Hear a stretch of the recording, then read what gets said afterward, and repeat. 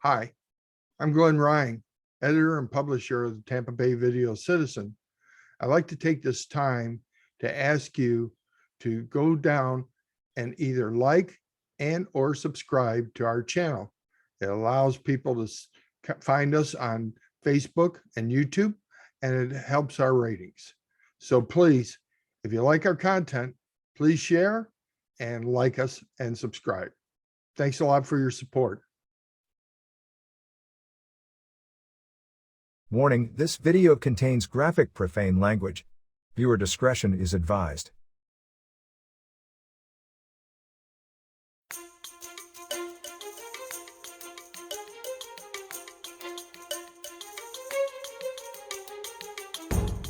This is Tampa Bay Video Citizen.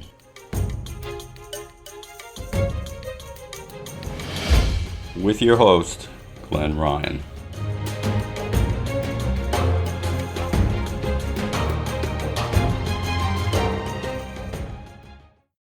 Hello, and welcome to Tampa Bay Video Citizen. I'm your host, Glenn Ryan. I want to talk to you today about a bill in the Florida Senate that is virtually getting no press, but can have very real, serious consequences. This is SB1184, the Free Speech for Healthcare Practitioners bill. This type of bill is moving through state legislatures in 14 states, including ours, thanks to this guy, Doug Broxton from District 1. The purpose of this bill is to protect healthcare practitioners that may give you misleading information on social media. But this can and probably will have a larger impact than just someone spreading bullshit on Facebook and Twitter. It may reshape how we litigate medical malpractice in the state. To show you how, we must back up a bit and give you a quick lesson on how a medical standard of care is developed and how that relates to medical advice and information in the doctor-patient relationship. Ever since people started going to the doctors for their healthcare concern, there has been one concrete principle, that whatever comes out of your practitioner's mouth, be it medical advice or to inform you of the latest medical data, that information is partially based on the latest medical standard of care.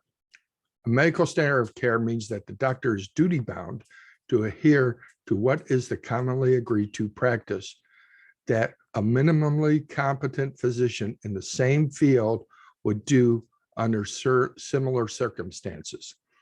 Now, these commonly agreed guidelines are based on scientific testing, the knowledge gained from that testing and data. They are peer-reviewed, meaning that other doctors and researchers reviewed the body of evidence and conclusions, and then a treatment standard of care is developed and agreed to by a governing body. Now, let's give you a real-world example of how this works.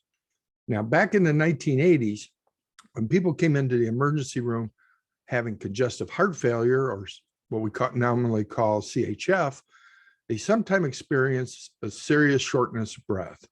This is what we in the emergency medicine field call a left-sided heart failure. And here's a partial explanation about left-sided heart failure from Abbott Labs.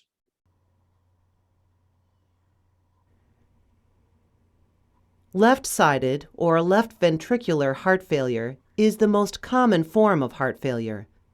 The left ventricle provides most of the heart's pumping power. When the left ventricle weakens, the left side of the heart must work harder to pump an adequate amount of blood. There are two types of left-sided heart failure. Systolic failure occurs when the left ventricle loses its ability to contract normally. As a result, the heart can't generate enough force to push an adequate amount of blood into circulation. The heart does not eject all the blood delivered to the left ventricle. The percentage of blood that is ejected from the heart compared to the amount of blood at the end of the ventricular filling is expressed in a percentage called the ejection fraction. The other type of left-sided failure is diastolic failure. This occurs when the left ventricle loses its ability to relax normally. As a result, the muscle has become stiff and the heart can't fill with enough blood during the resting period between each beat. When the left side of the heart starts to fail, fluid collects in the lungs. This condition, called pulmonary edema, makes it more difficult to breathe because fluid is in the spaces where air should be. For this reason, diuretics may be prescribed.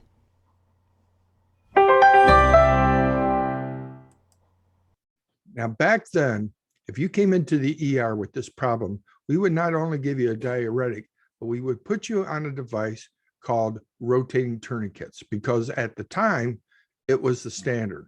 Now, here's a brief explanation of how that device works. Rotating tourniquets consist of 4 inflatable cuffs like a blood pressure cuff, attached to a machine. One was put on each arm and leg, and then the machine would inflate one arm and one leg, slowing down the blood flow back to the heart. This would last for a brief time, then deflate while the opposite cuffs inflate. This cycle would repeat over and over until the patient breathing became easier. This machine was used because the theory was that if you could slow the amount of blood coming back to your heart, it would buy you time to allow the diuretics to kick in and pull fluid from your lungs. So medical professionals decided to test this theory to see if the machine was doing what it was supposed to. Researchers set up experiments, looked how the experiments were structured for any biases or flaws, conducted the studies, wrote papers on how the study was done and their findings, along with recommendations. Based on the data that they found, the machine was found to show no benefits for the patient. And this is important because emergency room staff do not like doing things that will not give you good results when time is of the essence. Other doctors take a look at these studies and they repeated them. This is what we call a comparison study. It is to see if you can get the same results as the original studies. Other doctors critically reviewed the initial paper studies and how they were conducted and the recommendations and any comparison data studies. They bundled all that information and sent it to the professional medical groups to propose the recommendations as a standard of care and discuss the evidence and data as to why it should be stopped. The professional body agreed to do away with the use of the machine, and the standard was approved and presented at medical forums, and their papers were sent to journal editors for publication. The papers were published in medical journals like The Lancet, the Journal of American Medical Association, and specific medical specialty journals like cardiology and emergency medicine. We stopped using this machine in that decade because the scientific research done on the theory that this was supposed to help the patient showed no benefit of putting this patient on the machine. Medical scientists have employed these types of method to improve everything from how we do CPR to how we treat trauma patients. Now, this is a very broad strokes overview of how a medical standard of care is developed.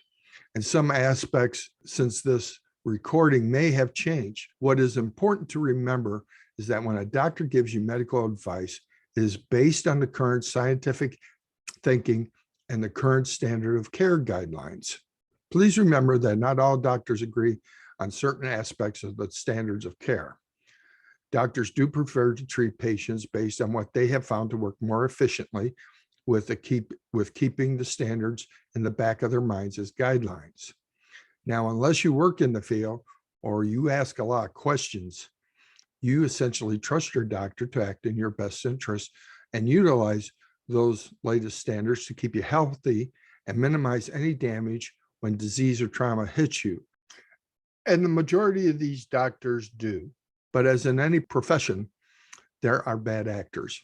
And this is why the state and the courts have developed ways to keep doctors from doing anything too outrageous. One path is that they can be personally sued for medical malpractice.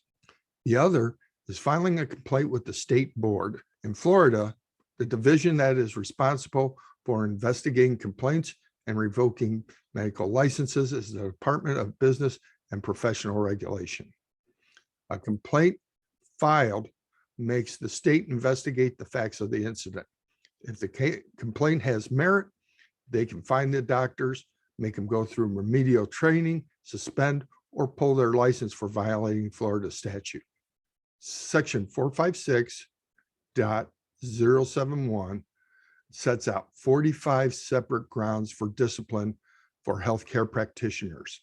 Some of these include criminal activity, fraud, sexual harassment, practicing under the influence, and making misleading, deceptive, untrue, or fraudulent representations in or related to the practice of the licensee's profession. It is this last one that is currently under assault by SB 1184. According to SB 1184, a board may not reprimand, sanction, or revoke or threaten to revoke a license, certificate, or registration of a healthcare practitioner for exercising his or her constitutional right of free speech, including, but not limited to, speech through the use of a social media platform. Let me show you how medical malpractice and misinformation could play out in the SB 1184 world. This is Sherry Tenopy. She's a DO who lives in Ohio.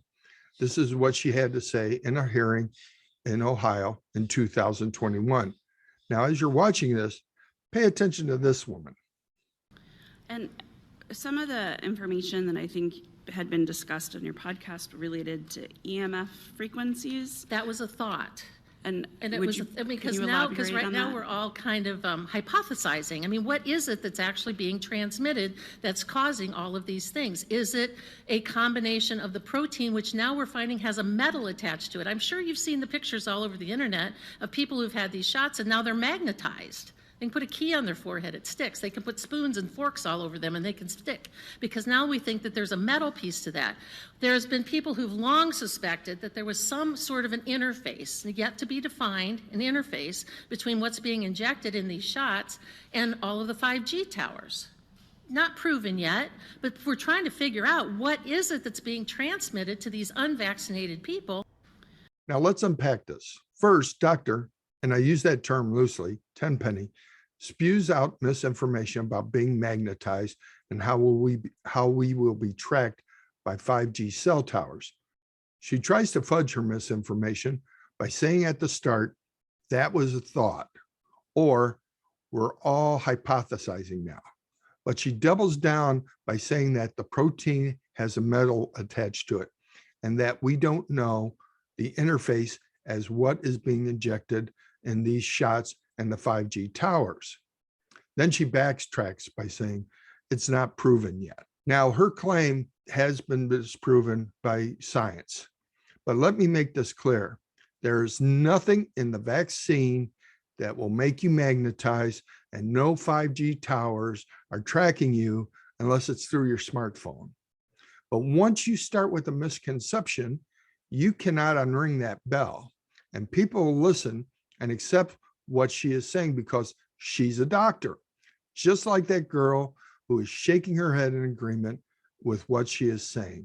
This is Dr. Stella Emanuel. She pushed hydroxychloroquine as a COVID cure, although clinical trials and data showed that it had no benefit. What makes it worse that in some patients, this drug can cause your heart to beat so erratically that it can kill you. And people have died taking this medication as a treatment for COVID.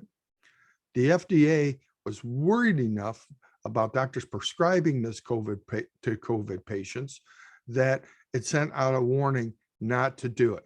And there's plenty of scientific evidence to back this up. But if your family member took that drug on the advice of a doctor and died from it, even though the standard of care was do not prescribe this for COVID patients, you must prove the death was a direct result.